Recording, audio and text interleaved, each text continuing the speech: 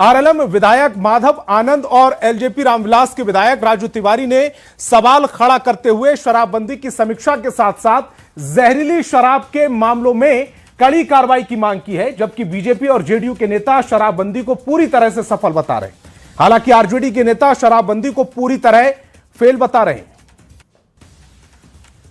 अपने बातों को रखने का काम किया। जहरीली शराब मिलना दुर्भाग्यपूर्ण है। सरकार के संरक्षण में उनके द्वारा, उनके लोगों के द्वारा शराब की डिलीवरी हो रही है बिहार में। हंगामा करता है।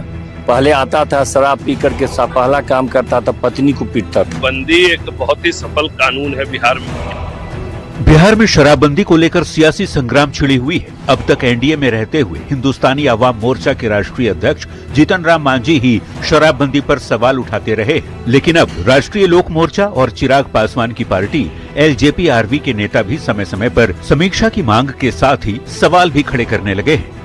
शराबबंदी पे जितनी बातें मुझे कहनी थी, सदन के माध्यम से, मीडिया साथियों के माध्यम से लगातार 3-4 दिनों से अपने बातों को रखने का काम किया। आरएलएम विधायक माधव आनंद के बाद एलजेपी-आरवी के विधायक राजू तिवारी ने भी शराबबंदी की समीक्षा और जहरीली शराब से जुड़े मामलों में कड़ी कार्रवाई की मांग की है। जहरीली शराब मिलना दुर्भाग्यपूर्ण है, इसको तुरंत कार्रवाई करना चाहिए। आरएलएम और एलजेपी-आरवी के नेताओं की समीक्षा वाली मांग ने आरजेडी को सरकार पर निशाना साधने का मौका दे दिया है। सरकार के संरक्षण में उनके द्वारा, उनके लोगों के द्वारा शराब की डिलीवरी हो रही है बिहार में। हालांकि जेडीयू और बीजेपी के नेता आरजेडी को तो छोड़िए, अपने सहयोगियों की बातों से भी इत्तेफाक नहीं रखते। अब कोई इस पर हंगामा करता है। पहले आता था शराब पी करके पहला काम करता था, पत्नी को पीटता था। बीजेपी विधायक रत्नेश कुशवाहा और जेडीयू विधायक विनय चौधरी ने शराबबंदी को पूरी तरह सफल बताया। शराबबंदी एक बहुत ही सफल कानून है बिहार में, एक मॉडल है। और बिहार में साल 2016 से पूर्ण शराबबंदी लागू हुई और तब से लेकर 31 दिसंबर 2025 तक 10 लाख केस दर्ज हो चुके हैं। अब तक 4.5 करोड़ लीटर शराब जब्त की गई। अब तक 16 लाख लोगों को अरेस्ट भी किया गया और अब तक 1,60,000 वाहनों को जब्त किया गया। जब इतने केस दर्ज हुए, इतने लोगों की गिरफ्तारियां हुई और इतनी शराब जब्त हुई, तो सवाल है कि शराबबंदी की समीक्षा पर क्यों न हो चर्चा। न्यूज़ 18 के लिए पटना से अमित कुमार, शैलेंद्र कुमार और विनीता मिश्रा के साथ ब्यूरो रिपोर्ट।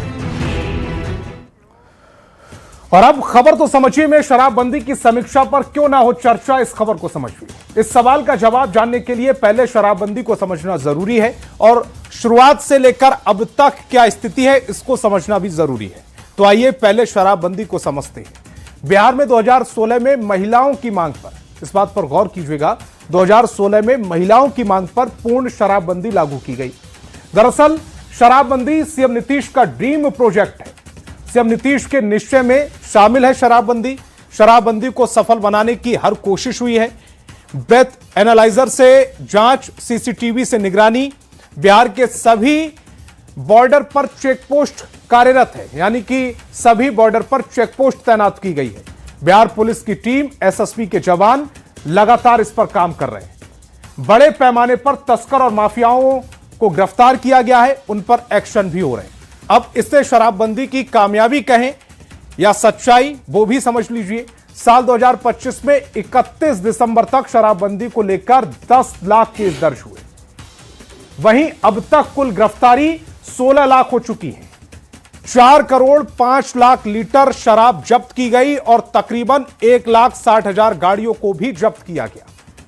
अब फिर वही सवाल खड़ा होता है कि शराबबंदी के बावजूद इतनी मात्रा में शराब पकड़ी गई या पकड़ी जा रही है, तो शराबबंदी की समीक्षा पर चर्चा क्यों ना हो।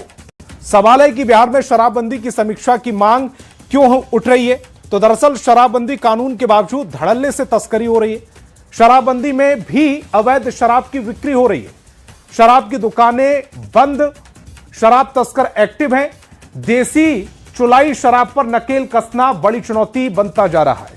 शराबबंदी की समीक्षा की डिमांड अब तक एनडीए के किस किस नेता ने की है, वो भी समझ लीजिए।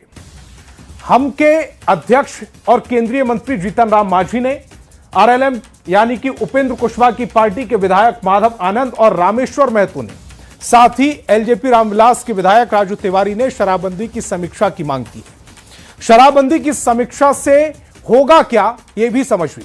शराबबंदी की समीक्षा से अवैध शराब कारोबार और कानून के दुरुपयोग की पड़ताल होगी।